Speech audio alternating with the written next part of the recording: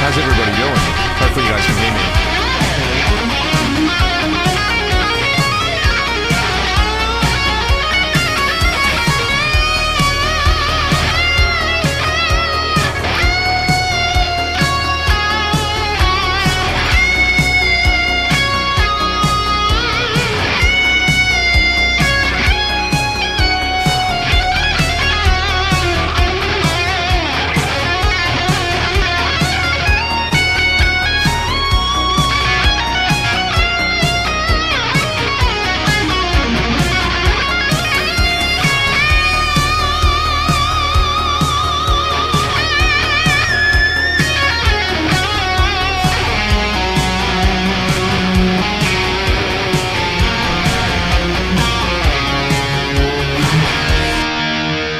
Something like that anyway.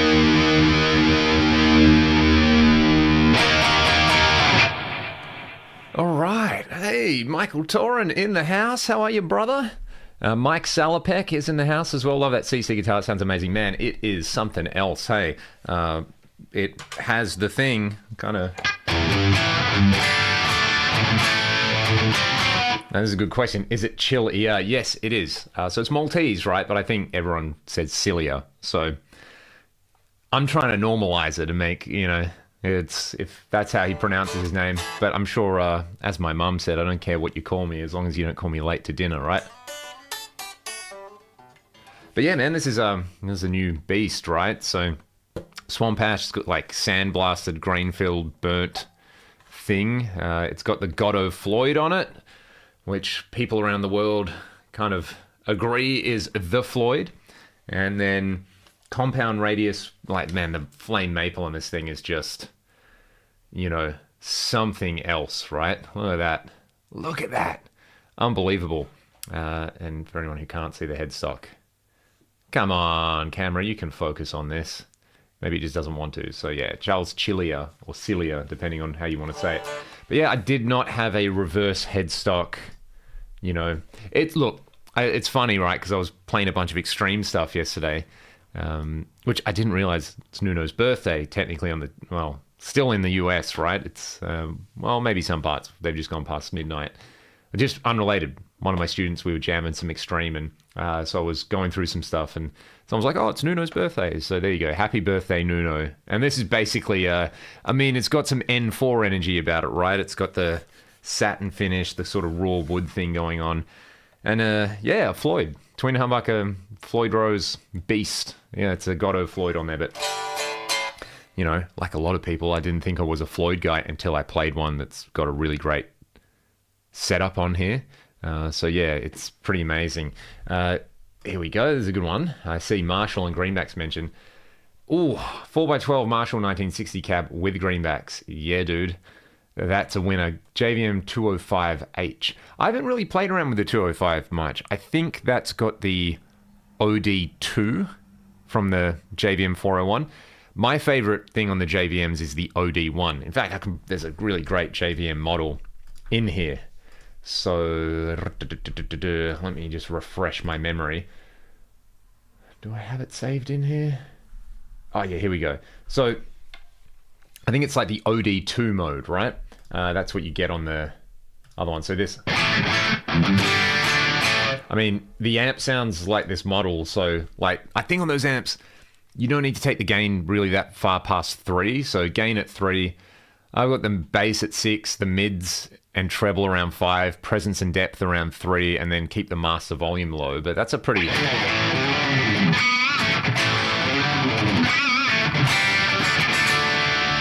a lot of string noise at the moment. I apologize for that.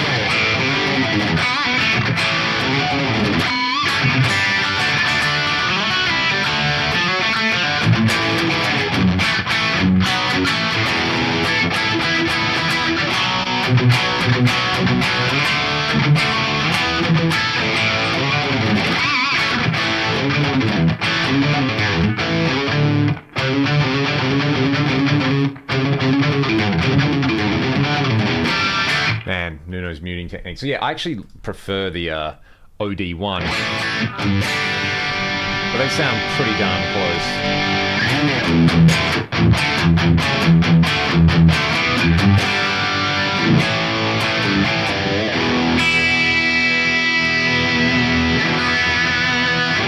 So yeah, that's. I mean, you don't just keep the gain low. You know, EQ at noon basically, and keep the master on. You're probably good to go with a nice big, thick, chunky tone. Hey, Sad Wings, how are you, bro? What's going on? Who'd ever guess that collecting digital amp models would have been a thing, right? My blocks library is more impressive than my real amp collection, which is sort of no slouch either. Oh yeah, the good old G's just a little bit flat. I thought so, but yeah, a well set up and well maintained Floyd. It's a beautiful thing. Let's see. Let's play something, shall we?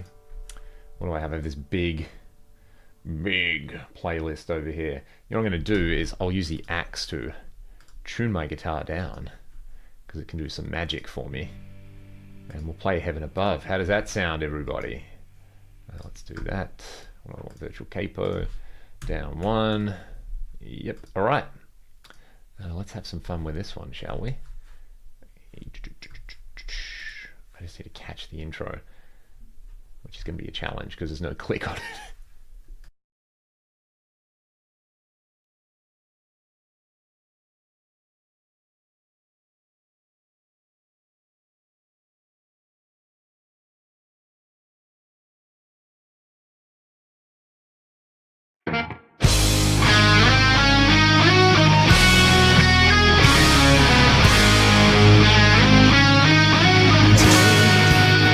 Of our silence,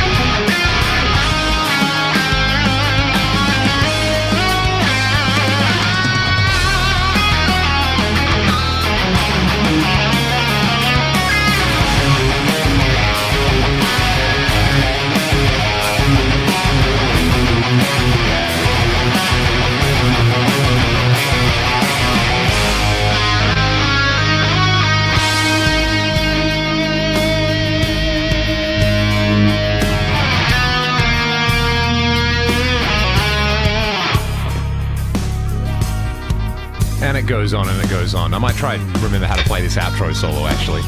Let's see.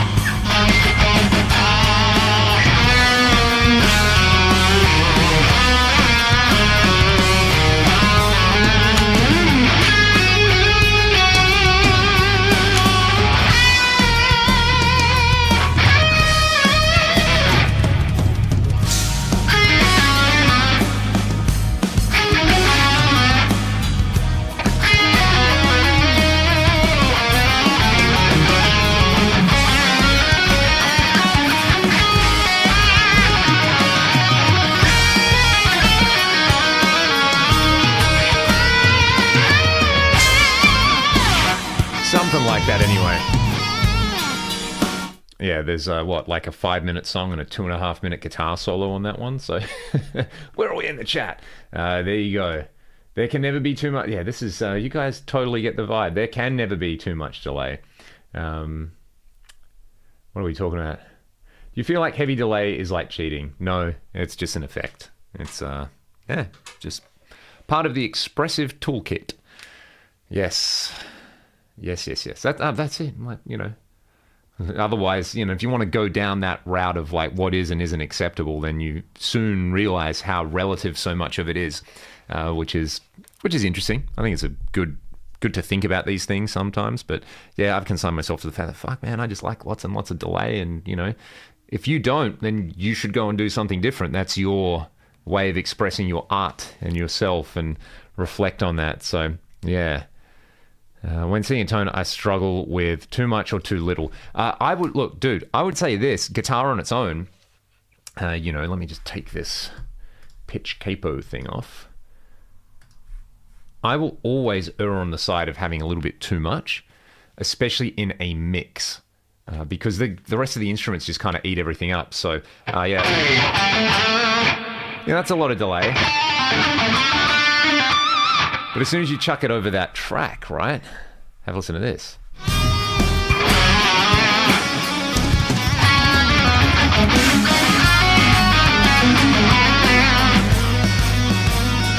You know, there's so much more impact and energy coming from like the drums and the bass and everything else happening there, that I feel like you need that extra little bit of sauce to cut through.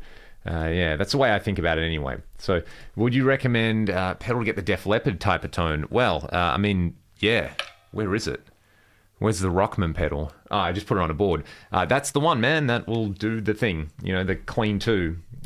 Scene 8 in my live preset is a recreation of that, you know? So you want that thing.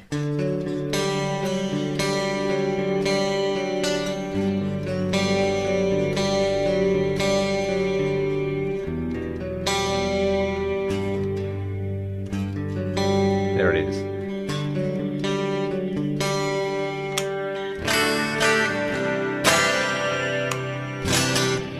This is a great question. How do you feel about video game music? Would love to see a 5 killer riff from Pokemon or Zelda. Bro, that is such a great idea. I love that so much. What's the...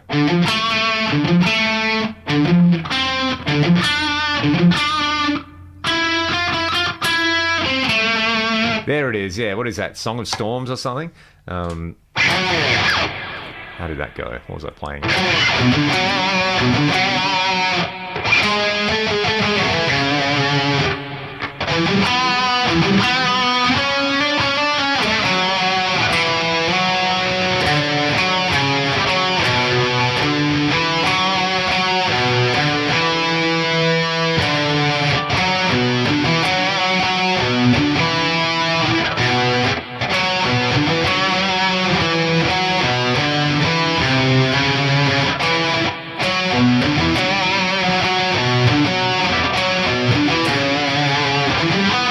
is that Song of Songs?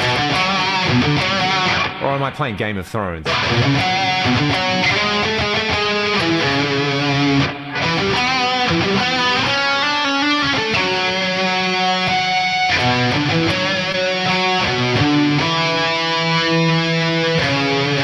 Am I just meddling the two of them together and not not realizing it? Japanese video game composers are all way out of their minds. Yeah, man, there's some amazing, amazing stuff, right?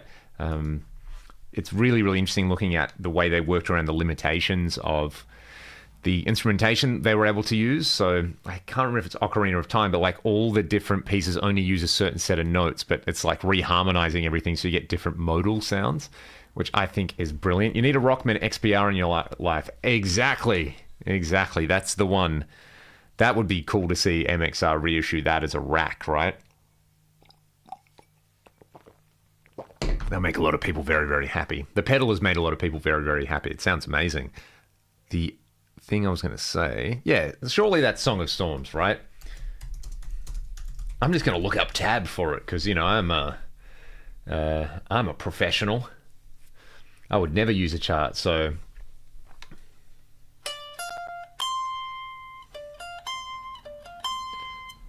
Oh, yeah, there it is.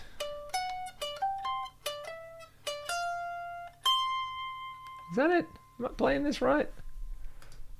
Let's have a look. Jun.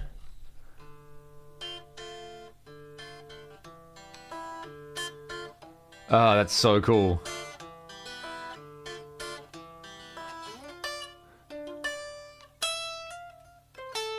There it is. So it's like a... It's like a D Dorian thing, right? So it's like... Very like rainbow almost, you know, yeah.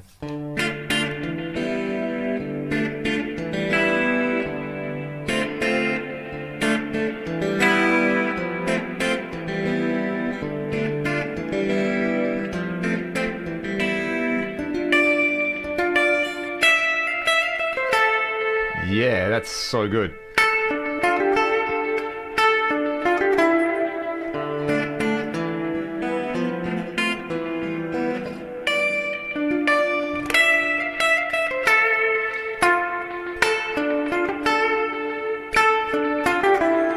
What a beautiful little theme, man. That definitely reminds me of playing Ocarina of Time for the first time on the 64. What a magical thing. And very green sleeves, yeah. Don't worry, Bob. We've all been there, mate. Don't worry. I know how you feel. They play around the time signatures like Dream Theater user. Yes, exactly. I think the final battle music from the Kanto Pokemon games is a beast and perfect. Yes, I would agree. Link to the Past, man, I think Link to the Past is maybe the hardest Zelda game I've played. Yeah, I don't think I've ever finished that one fully. I've done all the others. Yeah, right. There's a...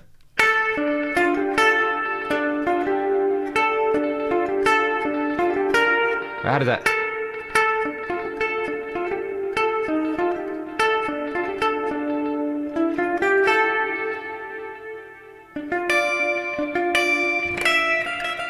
I mean, that's just like pure...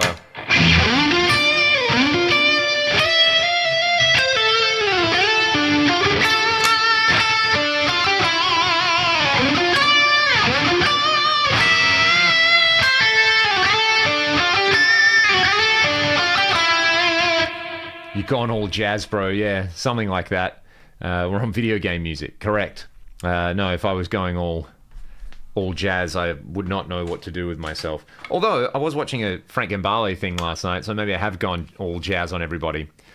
Yes, Luke, absolutely. That's a vibe. That's totally a vibe. Hey, where's my video gone? This is no good. People can't see me. They're not going to want to tune in. Looks like your camera was unplugged. That's just incorrect. Let's webcam up. Okay, what's going on?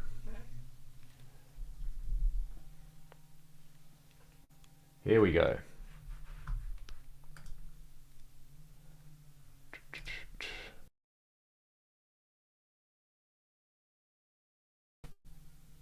Well, I'm back with audio only, so 13th birthday wrapping paper screen. Yes, exactly.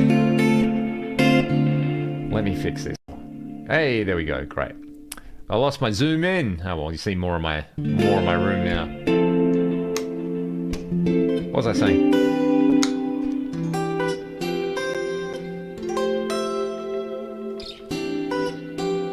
So basically, the SCE does, the dual delay thing really well. So it would basically sound like this, because I don't have the Rockman plugged in, but I have made a pretty darn good clone of it in the Axe-Fx.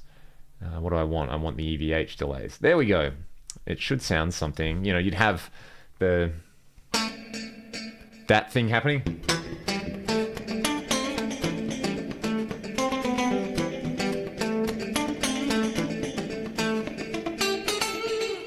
Which is pretty cool. And I mean, the Rockman Dirt isn't my favorite thing, but and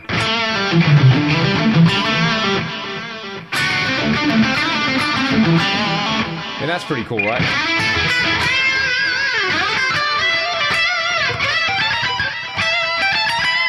Man, those Van Halen style delays sound good. They sound really, really good.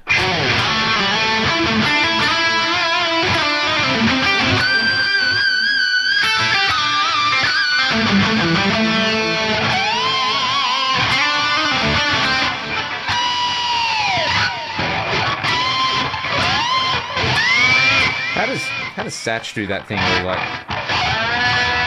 I don't know. I don't know any good Floyd Rose tricks aside from that's about it. I love the flick, but it's a feel thing with the Floyd style thing, right? The guitar responds in a very different way. You get that, you can't do the Van Halen rhythm thing without a Floyd, in my opinion. It doesn't work on a hardtail. It doesn't quite sound the same. As soon as you've got that, you hit a bit harder and it kind of goes, oh man, isn't it just a winning guitar? Right. It's unbelievable. Absolutely unbelievable. I mean, the hollow, that one is amazing as well in a very different way.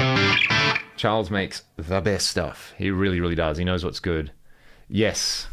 Well, I mean, isn't it amazing that obviously Passion and Warfare being a thing, just Steve being Steve but then crossing over and doing that Halo music is sick. I don't think you could have found a better person or a more fitting game to do that. The Diablo soundtrack, absolutely. Love the Diablo soundtracks personally. We're just catching up on the chat. That's why I'm talking to myself. I was too old for the Zelda games only. The Battlefield 1942, interesting. Yes. Yeah, people know what's good. People know what's good. That video with Nile Rodgers, hell yes. Yeah, man. This is good. People have great taste. It's good. It's good being back on the stream after being away for so long. Maybe don't draw attention to this on the stream. Actually, I'm just going to quickly... I think that's already leaked, so whatever. That'll be out this week. Anyone here in the chat from Europe, because I know it's Guitar Summit coming up this week. That should be pretty cool. Where are we at? Yes. Actually, I'm going to take this out because no one saw this. Come on. There we go, mystery synergy module that definitely does not exist.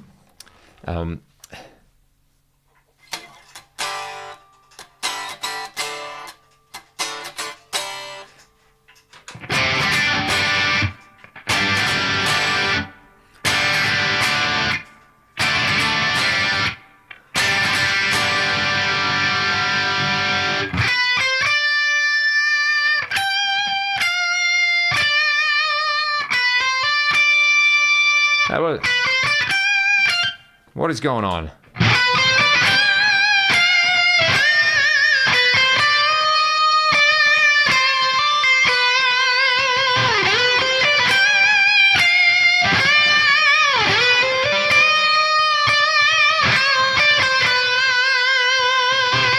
That is such a great outro, isn't it?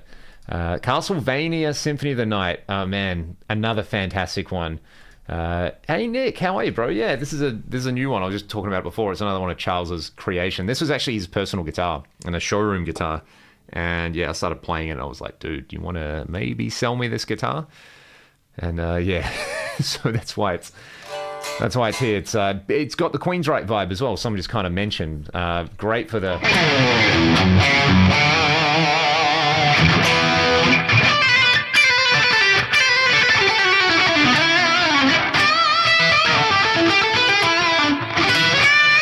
The thing I'm loving about this is this neck heel. It's real, the way it's recessed, right? Getting up, playing like in A.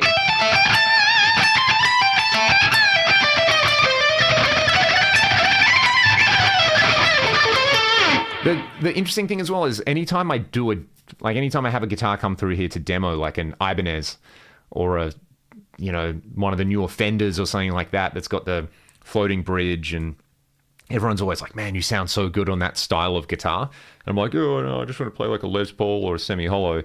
But then I play something like this, I'm like, but it's really, really in the wheelhouse, right? So can it rush or sabotage? Absolutely.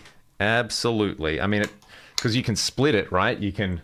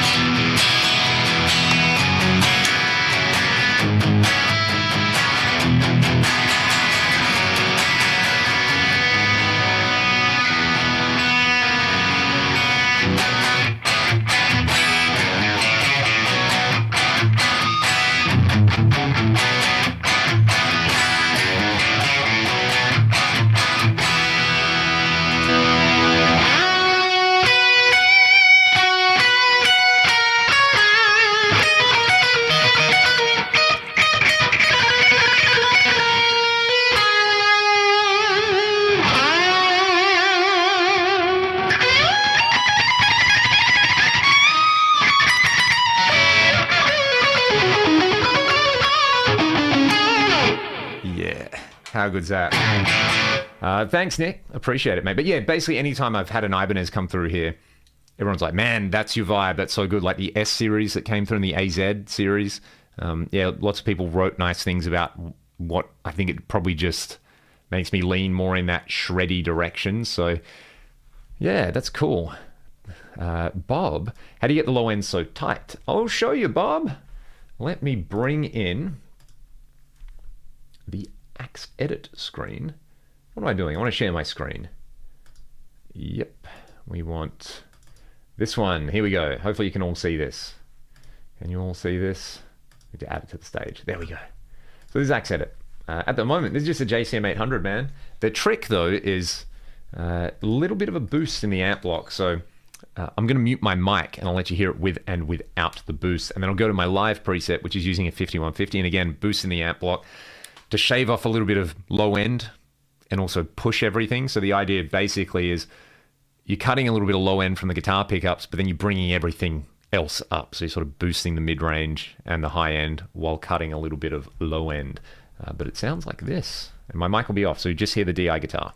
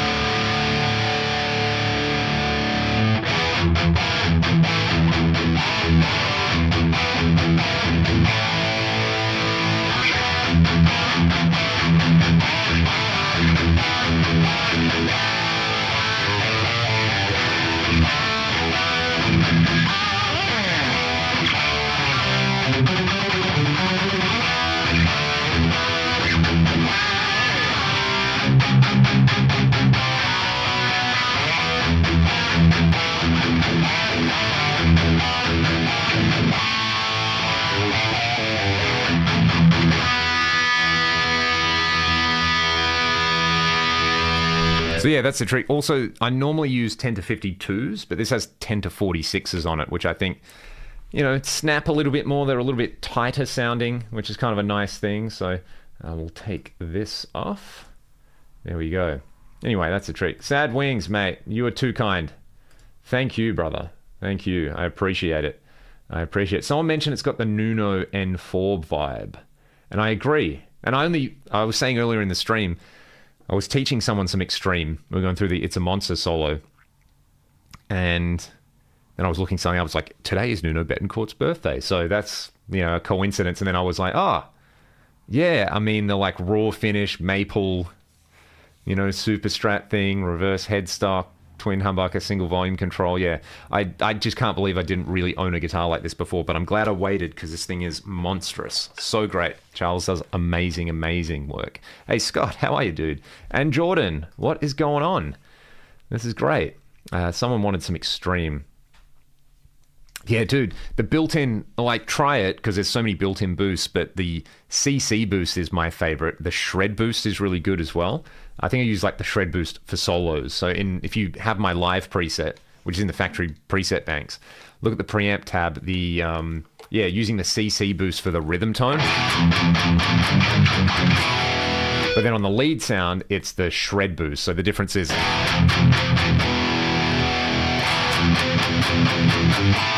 the shred boost makes it a bit thicker sounding, which I really, really like. Play some 80s Kiss. Man, what do I know?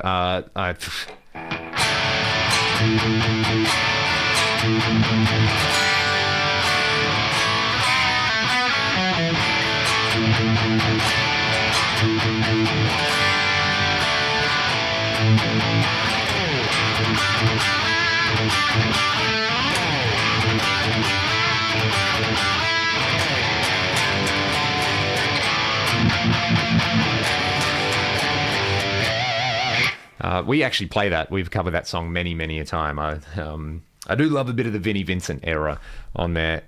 Is Jason in here as well? I missed it. Hey, bro, what's going on? Thank you, Jace. I mean, I was reflecting, and I was saying to Charles the other day, it's amazing to me, right, that I can get the best guitar and the best amp in the world in Australia. This with the Evil Joe would be perfect for this kind of thing, right?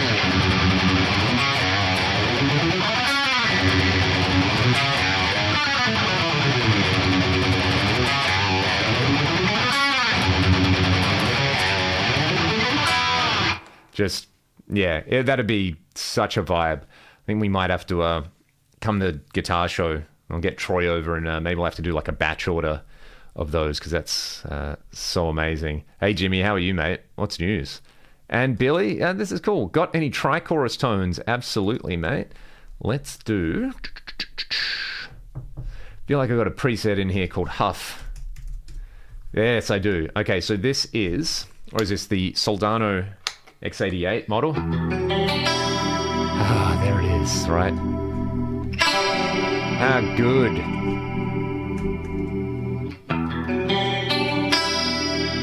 So, I mean, a lot of people have been talking about the dual chorus thing Dan does, right? To me, I always thought it was tri-chorus and pitch detune. Actually, I can show you guys something very, very, very cool. Can I get the camera down there? One sec. Because this happened this week, and I mean, I'm obviously going to do a standalone video with it, but, while we're all being friends on the stream, I'll show you this. Can I spin the camera? Do I have enough? Oof. I don't know if anyone will be able to see it in the rack. No, I don't have enough length. Stop looking at the top. There. You can see those buttons, right? Maybe just vaguely. Probably not, actually. It's probably absolutely terrible. Anyway. I'm going to flick this thing on. And I can route it really quickly. How am I going to do this? Yes. So we'll talk about the tri-chorus thing in a second. But I just want to add this to the conversation. Tell me if anybody recognizes this sound. Because they should.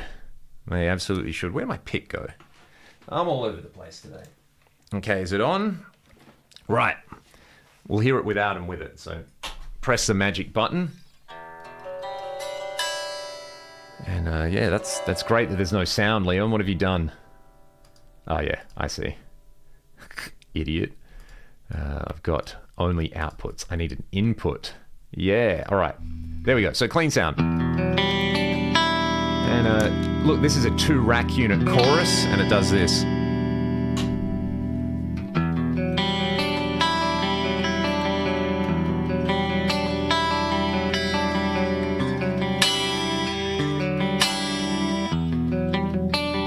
How good is that?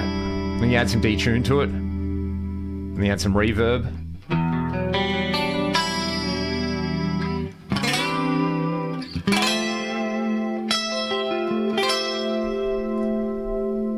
Yep, Luke has it. And Mike has it as well. The Rackmaster does know, ladies and gentlemen. Yeah, I've scored a real SDD 320, a real Roland one. There was one for sale locally, and I traded a bunch of stuff that I wasn't really using for it. So, yeah, so fortunate. That's mode 4. Mode 3, I think, is my favorite. It's a little more subtle, right? So you can press both together and get a thing going on, right? This is 1 and 4. It's just like the sound, right? How good is that?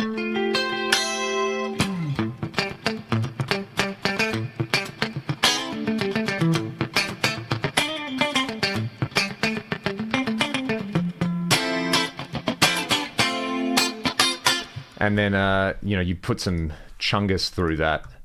And, actually, I'll put I think the Soldano X88 model sounds really good on here.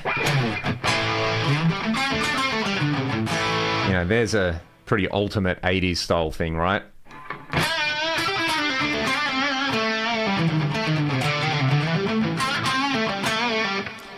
And then, I think I've assembled all the Dragon Balls in the rack now. Got the H3000, got the 2290, got the Dimension D. I guess a real tri-chorus would be a thing, but I've always been more a Dimension person. So, yeah, how great is that? I need to I'll do a video with it in the next week or something. It is absolutely crazy. What were we saying? What are we talking about? Yeah, the Dan Huff album, man, is really, really good. Dan, he's one of the greats. And I'm glad he's getting some recognition. And his YouTube channel's amazing, right? The story with the Whitesnake gig we're talking about is it coming to Brisbane. Not that it's basically just a local thing for some fun, man. A couple of so my friend Simon, who's a really great bass player, is in a couple of local bands. Aimer, who's in a local band here, who are fantastic. And our mate Seb Dom playing the drums. There's 2 brothers. I always confuse them. So yeah, it's just a whole bunch of fun. And, I get to play all these Whitesnake tunes that I absolutely love. I've done a Whitesnake tribute with a different bunch of people, and Troy played bass for that on a couple of the shows. So that was Ryan singing. So that was more like we did the whole 1987 album, which is an amazing, amazing show. That went off really, really well. Great learning some of the songs on there that I think I never, like the ones I always kind of skip. And, I go to Bad Boys and Children of the Night and stuff like that. So that was really, really cool. And the guitar's getting away from me. But yeah, this is just a slightly different thing. So yeah, I think it's probably like 40 minutes of just Whitesnake stuff. So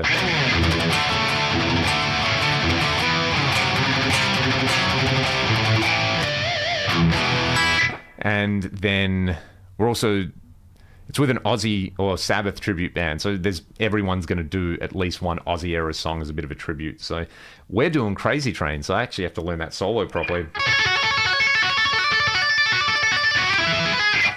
I won't embarrass myself fully right now. Where's my thing? Yeah, that's more like it. So it's been a big week of gear. New guitar, Dimension D. How on earth does that solo go?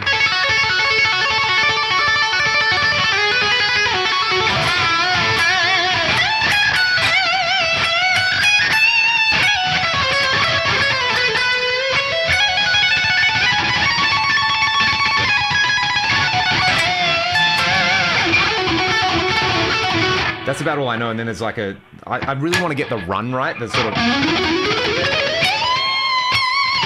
what he does at the end, but I have not tried to play that solo for a while. So, someone was telling me ages ago that Randy tapped with his pick.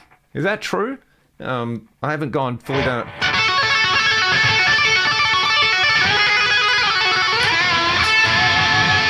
I mean, I could believe it.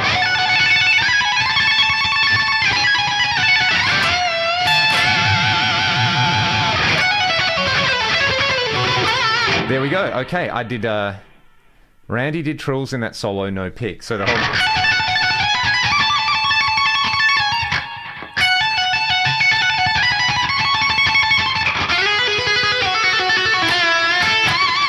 Like, trilling's actually something you have to practice, right? So, yeah, there's also the Crying in the Rain solo. John does the whole, you know, all the...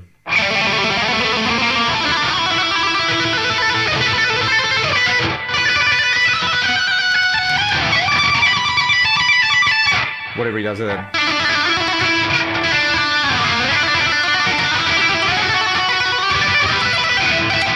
Shocking. Shocking.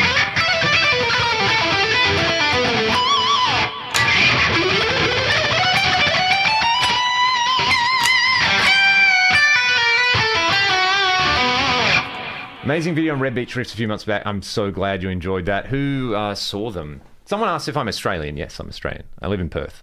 I did a gig on Friday night, actually, and someone was like, mate, what are you doing here in Perth? I'm like, bro, I live here. He was like, what? I just assumed you didn't. That's cool. This is cool, getting the inside knowledge on... Yeah, man, that and the Mr. Crowley solo just... I mean, the Revelation Mother Earth solo is great as well. Randy's got so many great solos, but they...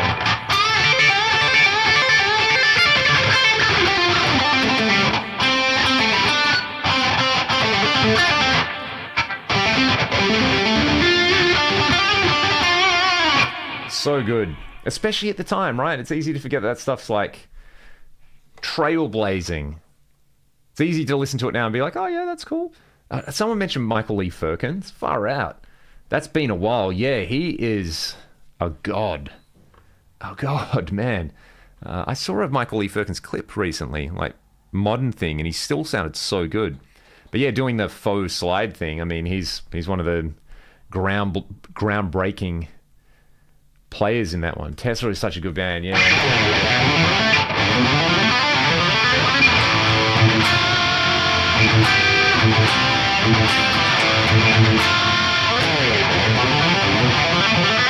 Something like that. I can't remember how that riff goes. Yeah, they had some very, very good tunes. I saw them live one year in the States. We played a festival with them and they were so good. So good. Them and Kicks. Two bands I never thought I'd see live, but they absolutely dominated. They were so great. So great.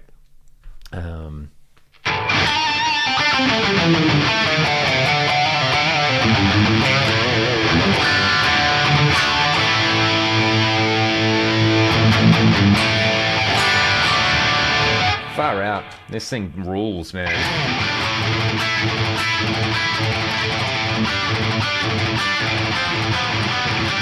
So something I think I've come around to with Strat style guitars is I'm not super into hardtail Strats. I never thought I'd say it. I feel like the little bit of give that the bridge, you know, you play any type of vibrato bar loaded guitar,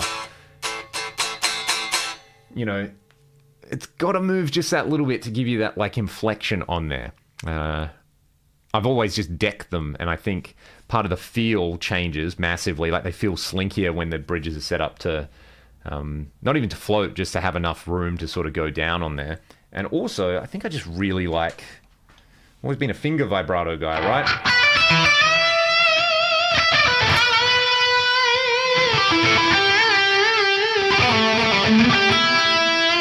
But I also like that.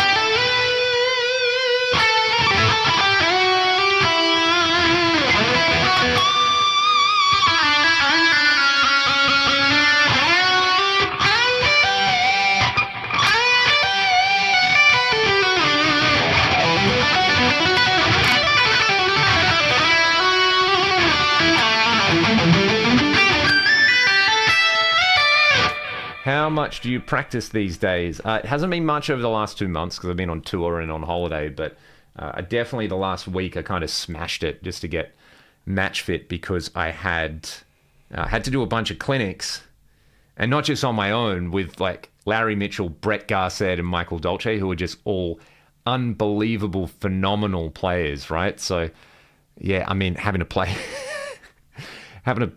guitar with Brett is a humbling experience, right? He played the most incredible slide solo I have ever witnessed in my life. We're like standing, I'm here and he's there and he's just doing this stuff. I'm like, I see your hand moving, but the sound coming out doesn't correlate to it. Like, what is going on? He's just the best. You absolutely do, Nick. So the Melbourne Guitar Show normally is in Melbourne every other year, right? But they're doing it in Sydney in March next year. You should take the little 3-hour flight over, mate. Come over and hang out. I think it could be an absolute vibe. Kix and Rat should tour with Tom Kiefer. Yes, Tom's still great. The Renegade is absolutely magic, Brett. I agree, mate. If you ever get a chance to go down to Sydney, man, go to Charles's place and hang out and tell him I sent you. Play some of the guitars. He's just incredible. Someone posted the other Randy Store appearance where Paul Gilbert was there. What? I need to see this right now. Rhodes in store. This is like elite ball knowledge, right? Where is this thing? Randy Rhodes Guitar Seminar. That's so cool. I didn't know that this existed. I didn't realize there was any footage of him doing guitar seminars. Okay, this is all audio. Maybe it's just an audio thing, but that's so great. I don't think I've ever even seen an interview where he talks. So that's kind of cool. I'm going to cue that up and have a listen to that. Brett Garsed is a god. Absolutely. Absolutely. Here we go. We got a guest appearance in the corner. What's going on? Yeah, not interested in what I'm doing. Yeah, man, Brett's stuff is far out. His hybrid, I've been going through his hybrid picking book, and in like the first 3 pages, it's like I learnt more about hybrid picking than I did in the rest of my life. Like, some of the little drills with the...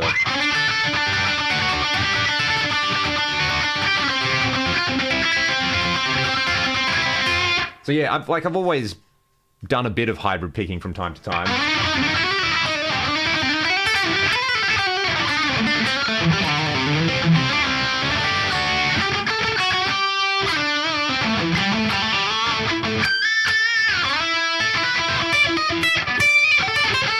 But going through that is, it's massively...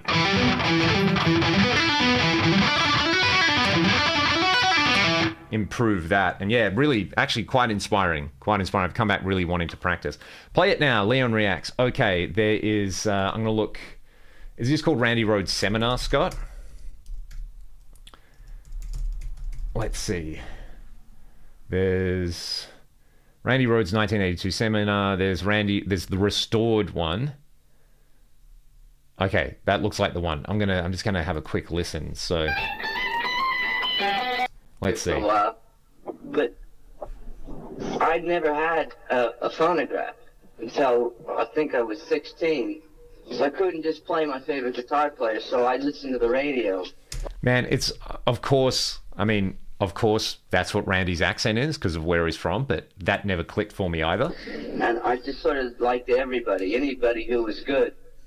But I can say one of my favorite sounds was when I first heard Mountain and Leslie West with the harmonics and the sustain. I just thought it was the greatest thing. But since then, I just, So he's talking about Leslie West, yes. Like good man. Anybody who plays guitar, I don't have a favorite. Who plays with a band called Widowmaker? No, that's the bass player. The ex-bass player, Bob Baser. Oh, dude, this is amazing. Yeah. Is it? Not Bill No. How did I not know about this? Scott, do you have a timestamp for when Paul asks a question? Because that's pretty rad. Yeah, that's so cool. So cool. Yeah, honestly, dudes, get Brett's book because he's one of the greats at it, but it's so functional and so handy, like the way he breaks it down. I'm just going to, yeah, well, Scott, I'm going to go through that and I'll find it. I'm sure I'll hear Paul, you know. That's good. Yeah, a very, very good kid. My man. I remember so my introduction to it was I was watching a skateboarding video, right? And I think it was 411 Video Magazine. And the end of the video, like the credits, you hear, "Oh, we love you all."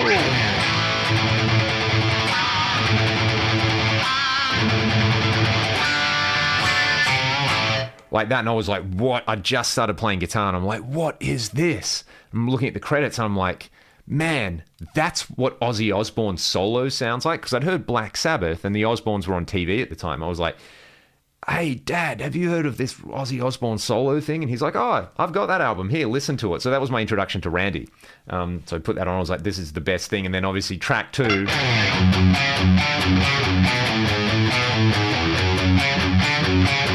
I was like, this is sick. And then, you know, track 3, boom, boom, boom, boom, boom, boom, boom, boom. I was like, this is sick. And then track 4.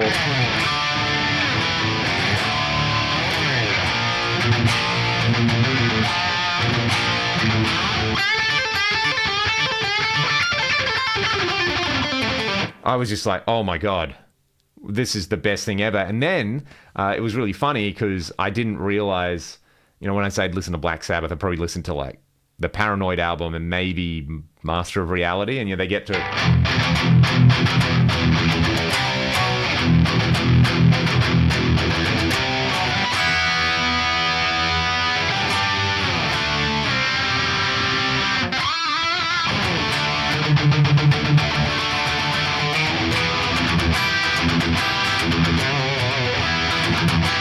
So good.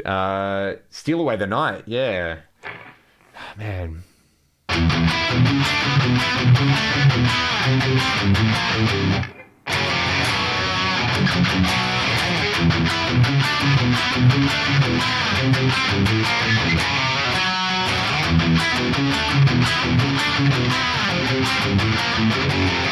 That was one of those things where I was like, oh, that's a cool approach. I use that as a template for a lot of ragdoll stuff, right? I'm giving away all the secrets now. Let me grab this because it's in drop C. But that riff, like we have a song called Playing God, which I'm sure lots of people have heard as my intro music, but... Oh, I should get in tune. There we go. Nick, I feel like this would be your speed with one of Charles's guitars, man. Hearing you play some jazz on this, I think would sound pretty divine. Okay, so yeah, we have a song called Playing God, where it's similar, you know, you go... And we have another one called Letting Go, which is more like...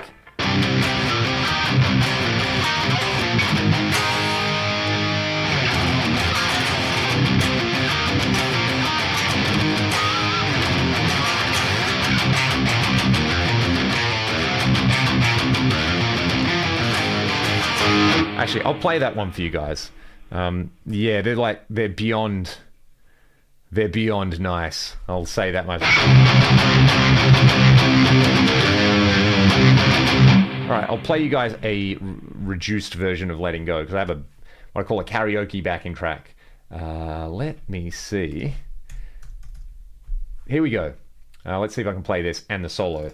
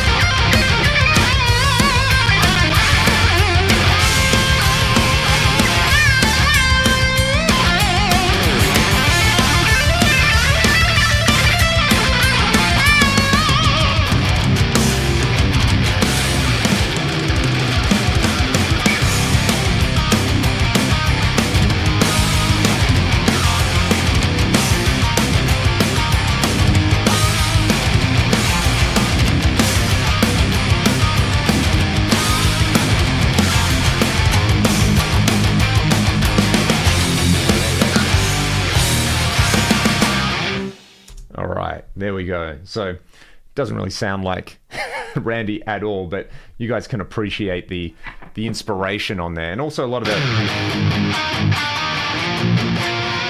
the stuff I do where it's, you know, playing a low power chord and drop C, but trying to add some spice to the top.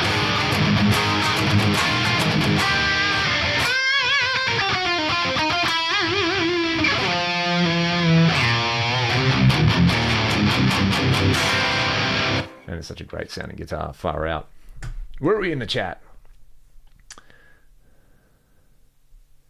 Yeah, man, look, I was saying this, I did a masterclass on Monday, and I was saying this to some people, where I got kind of lucky where just my age was like that transition where streaming was just becoming a thing when we were first starting to play a lot of shows with the band and putting some material out. But then you had access to technology where you could record great sounding stuff at home. And, you know, we were just in a period of transition with the industry. So I can totally understand why it would be so demotivating at the moment to want to write and record your own stuff, especially when so many streaming platforms are just, you know, people are just churning out AI slop and you're competing against all of that, right? So, but yeah, it's really, really, yeah, I love playing with the guys. I love that I just get to play guitar. Very, very fortunate, right? In an ever-changing world, right? It's nice to just have something that you can cling to like a limpet in a storm to keep you from going totally insane. Where's this? Here we go. There we go. That's more like it. Yeah, man. So, and I mean, this feel like that.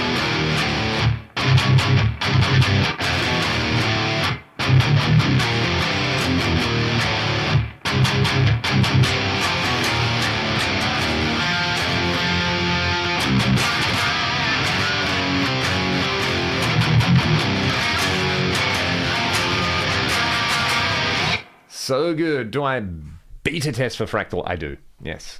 Actually, my niece is recording with Bob Daisley on a project. That's awesome, man. Bob is the missing link between so much of the music that I like. Well, not the missing link. He's the link, but very underappreciated, right? I've been watching that. My latest obsession is that Gary Moore live in Stockholm video that is up online, Bob playing bass and just killing it. When's the last time I gigged an amp? I think it was the start of last year. I did a gig with a deluxe reverb because I was depping for somebody who was using a deluxe reverb, so I just used their rig. I think that's the last time. Yeah, everything else has basically been straight in, which I'm totally cool with, because if it's one of those situations where, oh, the venue doesn't have wedges, and the PA is really crap, I think I'm just at that stage of my life where I should probably say no to the gig. I did a gig with Troy, some other mates. It was a covers thing on Friday, and the in-house PA was like way beefier than I expected, and it sounded huge on stage. So yeah, in that kind of situation, I definitely don't miss an amp. Sometimes you get like, you know, it sounds like a can of bees coming out of your monitors because everything's tuned for vocals. But I do want to get I think at the end of this year, I'll sit down and do some stuff with my rig, and I kind of want to get it to a point where, you know, if I want to go out and do a gig with a 2x12 on stage, I can have that set up to do that easily. But I, you know, kind of don't miss it. I've got a 4x12 in my shed out the back that I cranked up yesterday, and that was like, you know, put the amp on a half, and it's terrifyingly loud. Using in-ears, I've moved away from the in-ears, man. Not so much because I didn't like it, because I actually really like it, especially in stereo. But I have really narrow ear canals and I have really waxy ears, so it kept blocking my ears.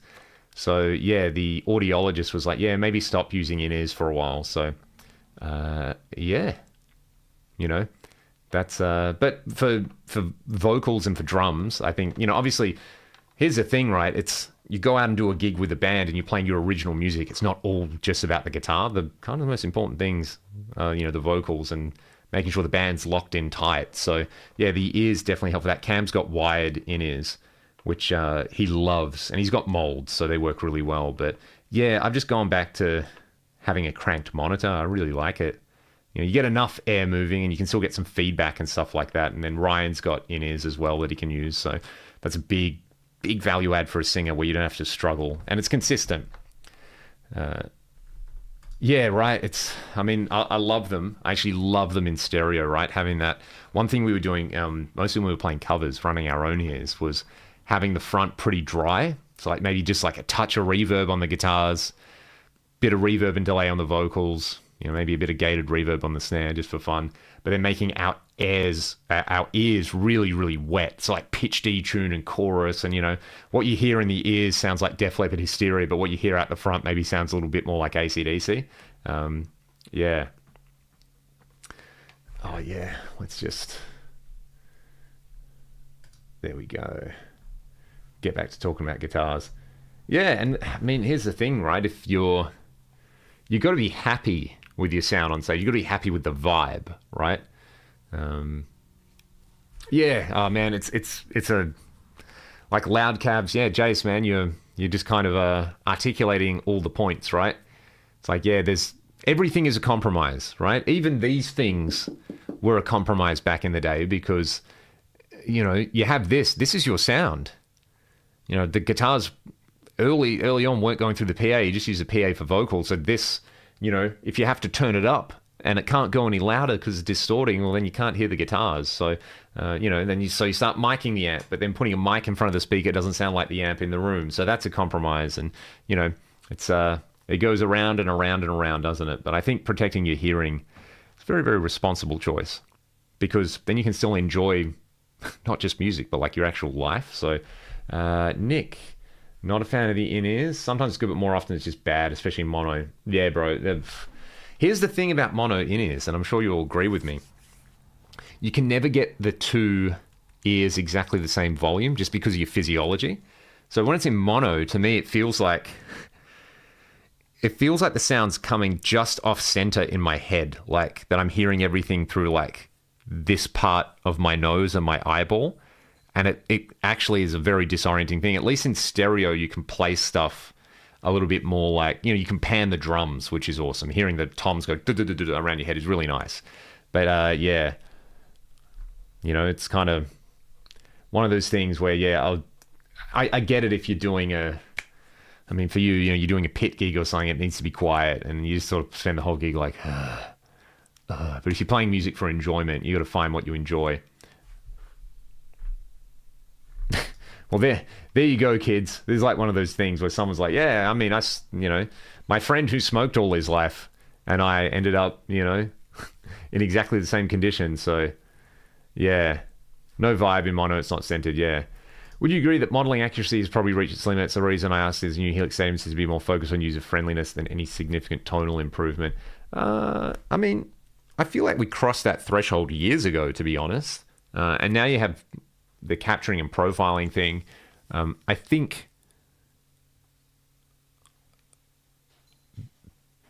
working quickly, that's what's important.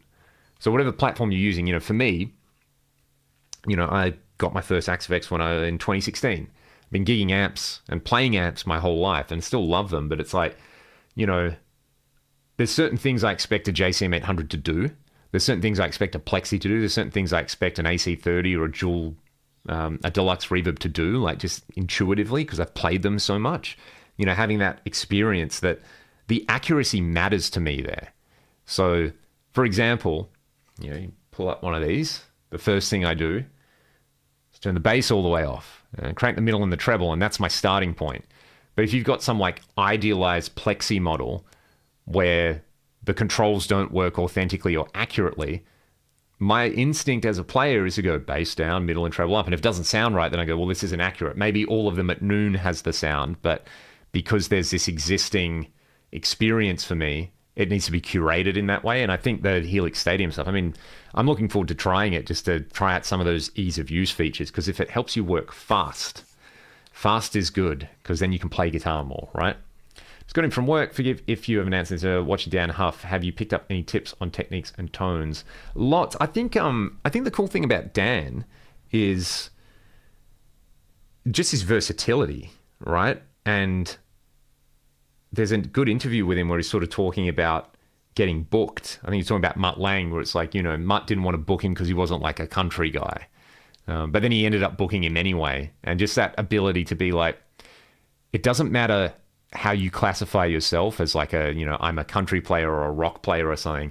It's all about playing what's appropriate for the track, and which is a very general thing, but I think the way he talks about that is or like the way you craft a tone and you craft a performance for what you're doing, rather than like, oh, I've done this before, I know it works. You're like, no, this song, this part. I remember reading an interview with Dio where he was talking about writing, where it's like, he'd always stress with guitar players, it's like, no, we're starting a song, let's write the part that's perfect for it, don't go like, oh, I've got this other riff which might fit in there. It's like, no, let's just work on what we're doing and let's develop ideas. And I know working with Troy over the years doing Ragdoll, doing a bunch of session stuff as well, it's kind of how we work as well, which is like, okay, cool, give me some stuff to work with, what would fit here, what suits the vibe. So yeah, what are we talking about?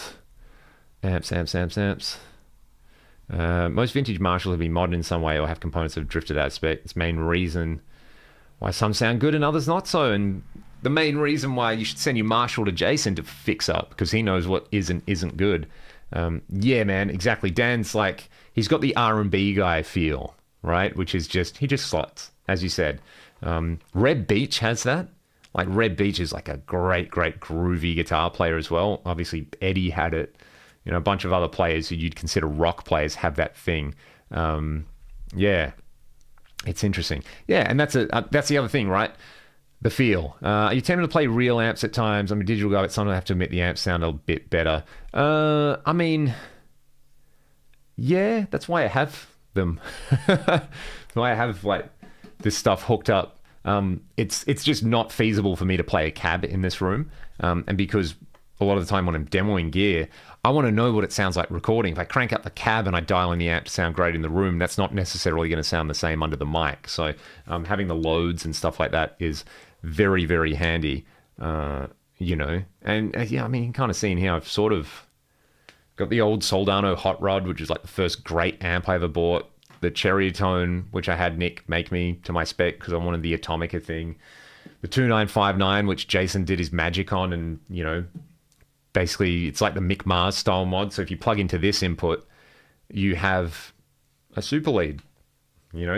It's already jumpered. So if you turn volume 2 all the way off, well, you just get volume 1. So you don't have to use a patch cable. And if you plug into this, it uses the 2959's had reverb.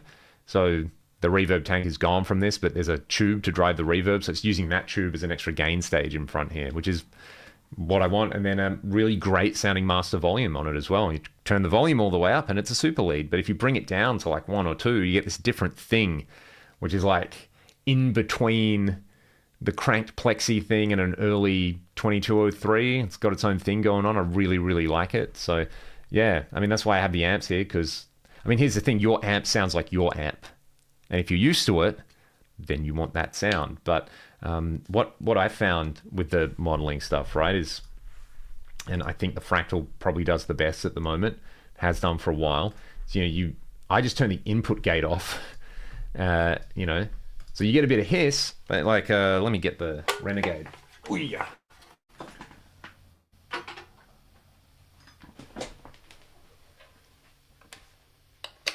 You get the thing. And then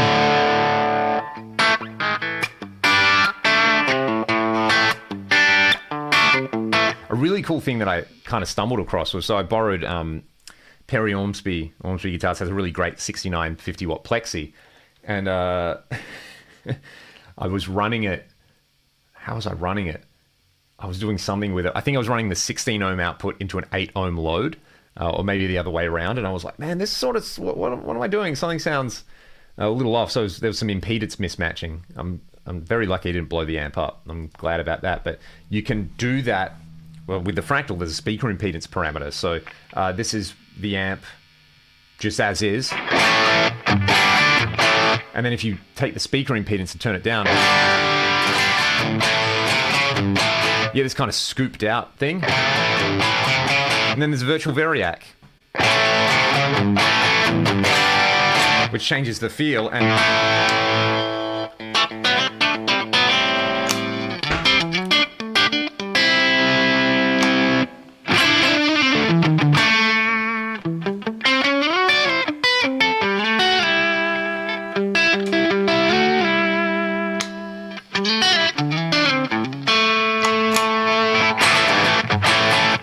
put some grease in front of it.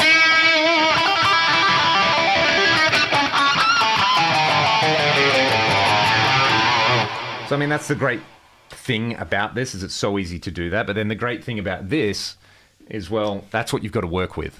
That's it. You got to make it work. So I really, really love and appreciate both approaches. I do not think they're mutually exclusive. And I'm glad we have both of them at the same time. Yeah. On Marshall says the JCM 800 Studio sound like the JCM 800. Pretty close, maybe.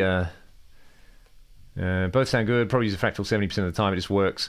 Yeah, and sometimes, look, I think the other thing as well is what I've noticed. The dirty stuff doesn't bother me too much. The cleanup stuff, I think, is all really, really close. Doing gigs where you just need like a fat, clean sound, a big part of playing clean guitar, right, is that, like, if you're playing it through monitors or low volume, you don't get any reinforcement from the volume. But if you play a loud clean amp, it's still loud. So it interacts with the guitar strings and interacts with the guitar body. And it's easier to play. That's literally it. I just find a clean amp, you know, like there's a lovely fat clean sound I've got dialed in on this, you know.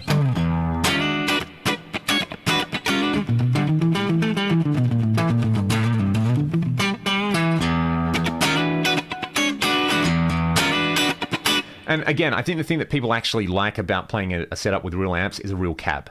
Like, guitar speakers are very, very inherent to the experience of playing that. If you play a loaded down tube amp through a load box and IRs, you can match it so close, like so close. I don't think that's up for debate anymore, that you can definitely get that thing. Any differences are pretty marginal. But playing through like an FRFR or a 4x12 Marshall cab is just not the same experience. They're just not comparable. Like, it's physics, right? You can't make a 1x10 FRFR physically do the same thing that 4 12-inch Celestion speakers do in a Baltic Birch cabinet, right? Yeah, it's a thing, right? It's actually the cab, which I think is the big thing. If you've ever had the chance to play like an Axe-Fx through a tube power amp and a couple of cabs, that's pretty crushing as well. The Ampero 2 stage is amazing, man. Like, if you don't have fractal money, I honestly think that's the next best option. Like, they do a few things that, like, the Quad Cortex doesn't do, right? Like a stereo detune and some, you know, lovely Lexicon-style effects in there. And it's actually quite funny. When you get the Ampero 2 stage, the box that it comes in is like the same box as a Quad Cortex. They obviously get made in the same place. So, yeah, that FRFR thing, I have some issues with their methodology on that one. Put it that way. Miking an FRFR. Look, the less I say about that, you know, I definitely respect that Andertons have a global reach and they've built their business in a particular way. But when it comes to certain things like that, there's, like fundamental things with the methodology where I'm like, yeah, okay. But yeah, I agree. If you like the sound, if you like the sound of a guitar cab, only a guitar cab will do. Like, you just cannot. Yeah. I mean, even then, it's, you know, I have definitely played through real cabs and FRFRs where the real cab's a crap cab, and I prefer the sound of the FRFR. It's just like this. I feel like this has been an ongoing thing, and I don't know. I think we'd need like some fundamental breakthrough in technology if you wanted an FRFR to behave like a guitar cab. I don't think it can be done. Happy saying that. Prove me wrong, smart people. But yeah, it's the cab thing is. I actually hadn't played through a guitar cab for so long that I found it really jarring a while ago when I did it. It's because I think the other thing is they're so beamy, right? And that's the thing that always used to bug me. So here's the thing. This is my journey with cabs, and I saw Steve Morse using a slanted cab on its side, and I thought, that's cool. So I used to gig with my cab on its side, because then the, like, you know, slanted 4x12 like just cuts your head off with the top two speakers. So I was like, if you put it on its side, it's like kind of like having a non-slanted cab, but cool, you get that. And then certain venues we were playing, I was like, oh wait, you guys are just miking me anyway. Well, that means that, what, can I get some out of the monitors and the cab? And I used to turn my cab backwards, so it was facing the back of the room, and they would mic it, and it was on its side. So the transition from going to that to using a modeler DI, definitely it was a graded descent. It wasn't like a big. I can totally understand if you're used to using your like 212 or 4x12 and you go to using like Tone X through a Headrush FRFR. That's very jarring and probably not very pleasant. So I would definitely prefer a cab in a room. I think if I went from a, if I had the ability, like let's just say, like, for anyone who doesn't know, yeah, there is a big grey cat in here. For anyone who doesn't know, Jason, King Parrot are using your amps and cabs on tour with Pantera at the moment, right? If I was in that situation, I would absolutely do the same thing. Like, I think I'd go pair of Altas, 4x12 cabs, maybe 2 with V30s, 2 with greenbacks or something like that, like mix and match. As long as I don't have to move the rig, then happy days. And then I'd all have it midied up with a VP4 stereo, pitch detune coming out of the cabs. That would just be insane. That would be so good. But yeah, as long as I'm far away enough from them where it's not going to like slice my ears open. So yeah, I find that, and I used to struggle with that with a 4x12 if I was just playing in a room. I'd always have to like find the right place to sit, but that's part of the fun. You find the sweet spot, right? It's really, really great. Celestian Skies. Any tips for setting my FM3 to go through a neutral power amp? I feel like there may be more things that need to be done other than disabling the cab. Through a neutral power amp, I think the big one is Fractal has speaker impedance curve modeling. So if your power amp is neutral, one of the magic things about the way these things sound is if you connect them to different cabinets or different loads, the impedance loading will change the behavior and the response and the tone of the amp. So yeah, there's that. I would say, for example, if you're playing your FM3 into a neutral power amp and a Boogie 4x12 cab, go to the cab block, not the cab block, in the amp block, it's called the speaker tab, and like set it to one of the Boogie impedance curves. And actually, like, it's a pretty audible difference, even direct. I think this is one of my favorite little hacks. So just as an example, this is the 5153 Stealth, and we'll hear it with the matching impedance curve, and then I'll run it through like a Boogie impedance curve. So this is kind of interesting. So I'll mute my mic real quick.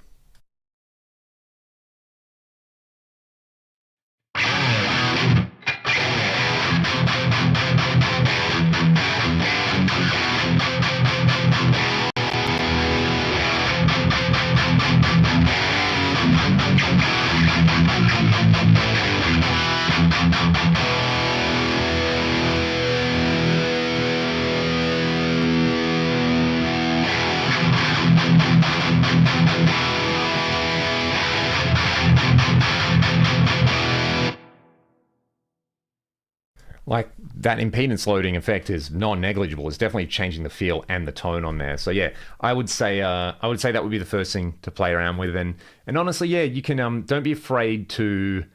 Sometimes I'd throw like a parametric EQ block at the end of the chain, and if you're not getting enough low end, you can give it like a low shelf, or you can roll off the high end or something. So yeah, my favorite impedance curve actually in there is the X load one. So pretty good. I have a Soldano 4x12 cab, 8 ohm, and a Boogie 1601 to run stereo. Capable of running both. However, I know I will blow the amps, etc. to Kingdom Come. I'm sure there's some kind of thing you can get out there which would let you convert the impedance or rewire the cap. I don't know. Don't take my advice. Don't ruin your gear just because Leon said it was a good idea. What are the pickup specs in the new Chilia? Hang on, where was the thing? What was I going to ask? I forget, man.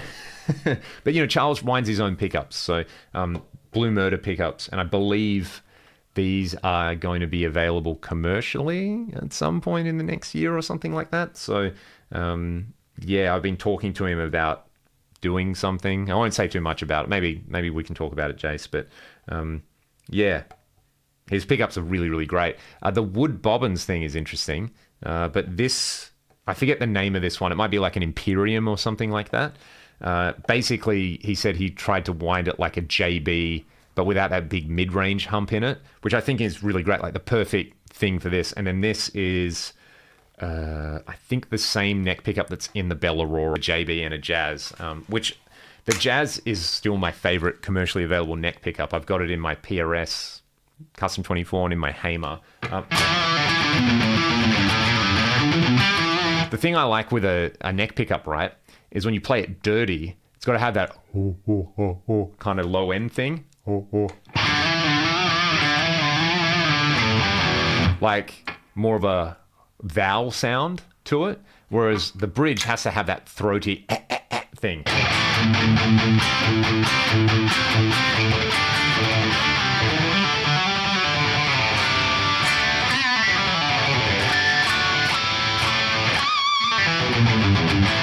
I saw your post on, I don't check Facebook that much, Scott, but I saw your post on Facebook about the Damasio setup you put on. That's super cool. What does a Super 3 do again? Was that a tappable thing, like where you can have 3 sounds, or... Celestian Skies, no man, do what sounds good. All the tools are there. You can use them. There's no rules with this stuff, right? If it sounds good, do it.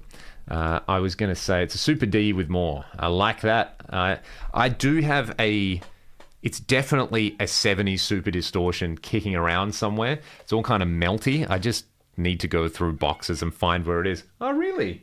Come here. Psst. Here we go. Here we have the star of the show. What's going on? Oh, yes. Oh, yes. You want to say hi to the people of the world? Come on, Geen. Come here. You wriggly worm. There we go. What do you think about that? Look at this tail. Look at this tail, hey?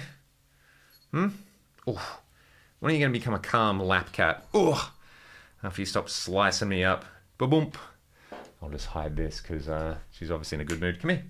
Come on, jump. Show the people of the world your talents. Ah, yes, thank you.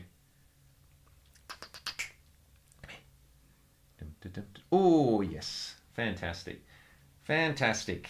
What do you have to say about yourself? That's a pretty good place to sleep, right? Please don't scratch the carpet.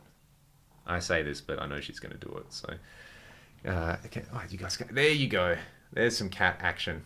What do you reckon? Do you approve of the new guitar? Can you tell me if you approve of the new guitar? Oh, yeah. I got the... I got the kiss of approval on it. So, what are we talking about? It's darker. I don't quite like that high mid spike either. Yeah, it's a give and take thing. I think it really depends on the... Obviously, you plug it into something like this and you're just like, ooh, the high mid spike really hits the amp in a particular way, which works, I think. Favorite millimeter on picks. These are 1.35 millimeter Jazz 3s that I've been using forever. But I actually got sent a bunch of picks recently that I've been playing around with. So, yeah. How do you like the Godot Trem on the Chilia? I love the Godot 1996. It is the best one. Yes. This is my favorite Floyd-style bridge. I have one on my Hamer Californian. Oh, man, that's a lot of cat hair. See what you're doing? See what you're doing? Yeah, you see what you're doing. Yeah, I think it's awesome, man. Really stable, really, really comfy under the hand. Would not have anything else, so have a germanium treble booster for that. Oh, yeah. Good man. How about acoustic picks? That's a good question. I have played with a few things. If I'm playing strummy acoustic, I like those green Dunlop, either 0.88s, or maybe the yellow 0.7, something like that. Definitely something a bit thinner for the strummy thing. If I'm trying to do my poor Al Di Meola impression, then I'll use the Jazz 3. I'll do that. So, still digging the new Red Fender Strat. Yes, it's in a gig bag at the moment because I gigged it on Friday. So that thing went straight out of the box into the firing line. I did 21 shows in Scotland with it. I did a ragdoll show with it tuned down to drop C right before I left, which was awesome. And then yeah, so I've done well over 20 shows with it now, which is cool, and it's just mint. Troy held it and was like, I was like, yeah, it's kind of their version of a Sir, and he was like, yep, it feels like a Sir, plays like a Sir. It's I need to try. I have this long list of video ideas to get through, and one of the ones I want to do is compare basically the neck pickup tone between that, my old 77 Strat, the Tyler, and the Player 2 Strat, which I think is a really great sounding, if you are for the money, but pretty hard guitar to beat. 1.35. So I think Yngwie uses 1.5 mil. Paul Gilbert was using thick picks for a while. So where are we? I put a Killer Hard Ash. Yeah, that's cool. Electric. Oh man, Hang on.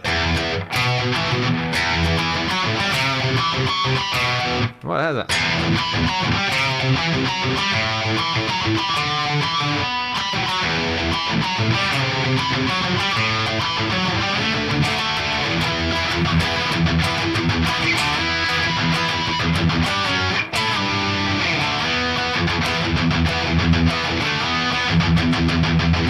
And what does he do?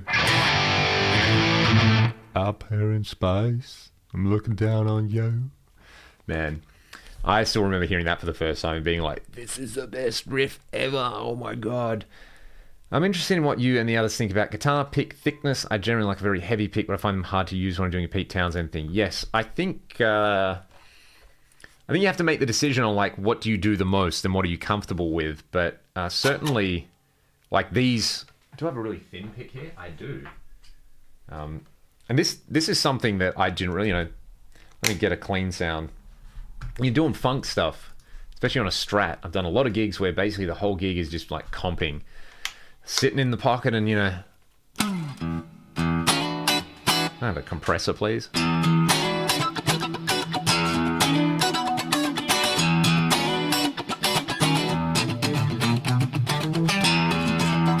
That kind of thing, or you're doing them, you're playing a cover band, you're probably going to play it.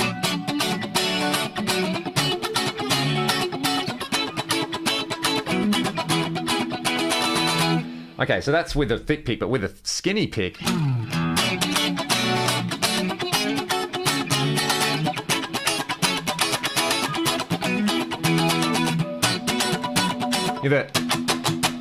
Even acoustic, like it has this different transient attack to it. It's almost like, the way I think about it is this almost sounds like when the pick flexes, you almost get like a hi-hat kind of sound out of it. So for doing funk, for doing acoustic stuff, it's a...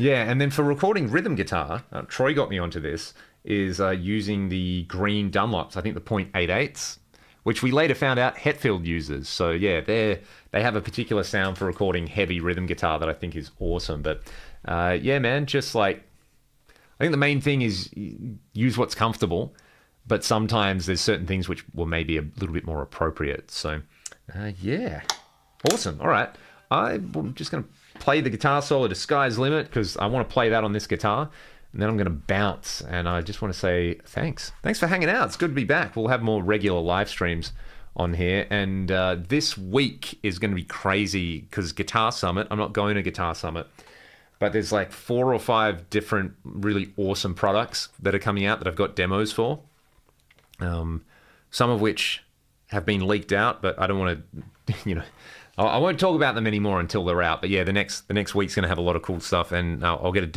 a demo with the Dimension D up, compare it to the Dimension C pedal, and a few other things. So yeah, I'll play you all out. Thanks, guys, and we will hang soon. Here is Sky's Limit. I just need to find it. That would be cool, right?